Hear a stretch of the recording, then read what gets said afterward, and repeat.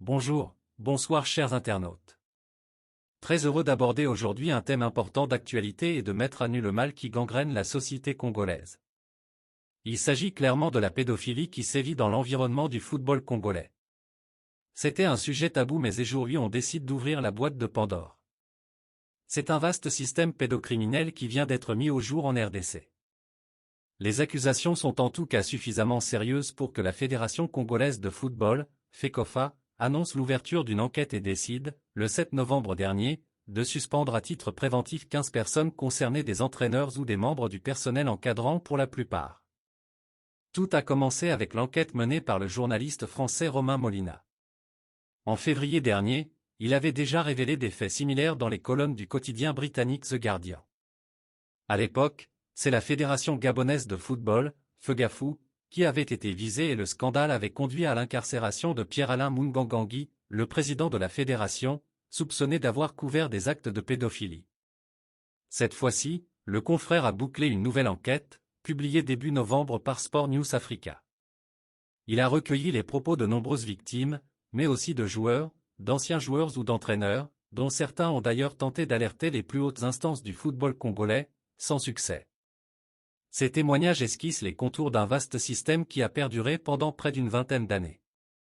Pourtant, selon Romain Molina, la FECOFA a été informée dès décembre 2020.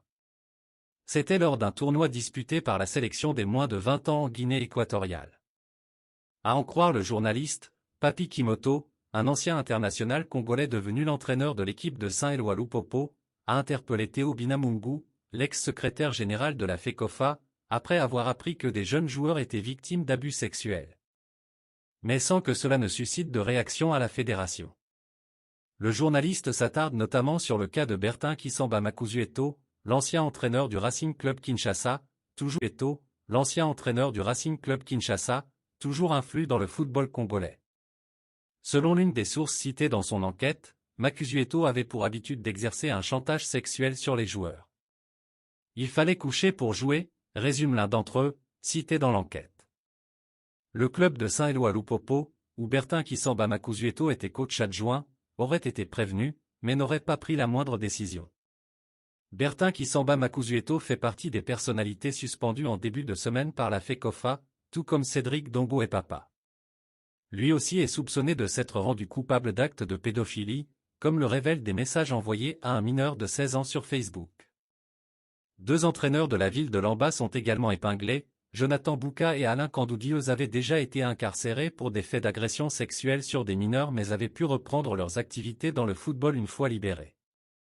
Guy-Roger Limolo, qui a dirigé des clubs de Ligue 1, est également cité, ainsi que Tifo Miesi.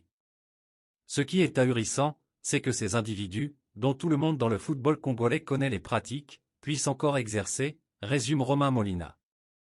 J'ai enquêté pendant 1 an et demi et j'ai compris que beaucoup de gens savaient, mais que cela devait rester secret. Heureusement, il y a des gens qui ont accepté de parler et des victimes qui sont prêtes à aller plus loin et à porter l'affaire en justice. On parle d'un système tentaculaire, et encore on ne sait pas tout. La FECOFA, créant une commission indépendante, a décidé également d'ouvrir une ligne téléphonique, si des victimes souhaitent se faire connaître, a confirmé Belge Sitoutala, son secrétaire général.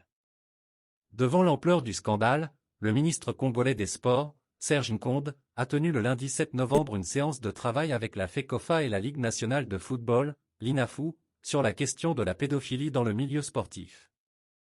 3 jours plus tôt, il avait assuré que des sanctions sévères seraient prises en cas de culpabilité avérée.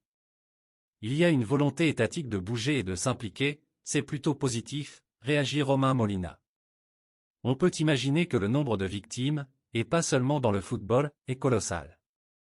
Pendant des années, les instances n'ont pas réagi. Et qu'on ne vienne pas dire que la FECOFA n'était pas au courant. Le 15 novembre 2022 à Kinshasa, le président intérimaire de la Fédération congolaise de football association, FECOFA, Donatien Tshimanga, a été auditionné au parquet, après instruction ouverte suite à ce phénomène qui bat son plein dans le milieu du football congolais ces derniers jours. Ce dossier est loin de connaître son issue. Voici la liste de 15 entraîneurs et dirigeants.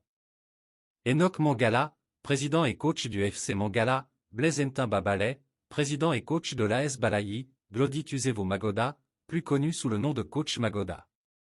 Passé par le club de Fly et d'une autre équipe, Salvatore, dans la commune de Lamba, à Kinshasa, dans le quartier Livulu, coach Fouetto, entraîneur à Lokola Mutu, coach Bibet, de son vrai nom Charles Kaumba, aujourd'hui entraîneur à Seforbel et anciennement à Belor, coach Isé, ancien entraîneur de Bleu Ciel dans la commune de Barumbu, coach Sokola, entraîneur impliqué depuis le début des années 2000 dans la commune de Barumbu, coach Lama, entraîneur de Jama Sport, coach Miple, entraîneur du FC Makila dans la province de Bandundu, coach Grady Matondo, entraîneur adjoint à l'Olympique Club Jupiter, coach Tibet, dans la commune de Kintambo, Kinshasa, coach Makoso, également dans la commune de Kintambo, Kinshasa, coach VA du MK Étanchéité, de son vrai nom Mbanza Fiston, coach Glody Kabongo, entraîneur au FC Salvador, coach Gimbal, Guy Roger Limolo, Bertin Kisamba, Cédric Dongo et Papa, Alain Kandoudi, Jonathan Bouka et Tifo Miesi.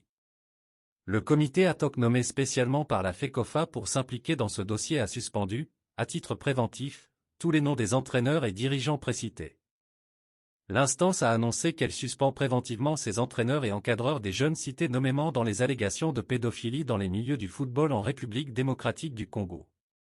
La FECOFA tient à la préservation de la donne sociétaire du football, facteur d'intégration et de la cohésion des peuples. Elle est prête à collaborer avec toutes les instances compétentes et organisations de défense des droits de l'homme et de l'enfant en vue de porter la lumière sur ces allégations somme toute graves et de mettre fin à toutes ces pratiques macabres. Merci pour votre patience de suivre cette vidéo. À la prochaine.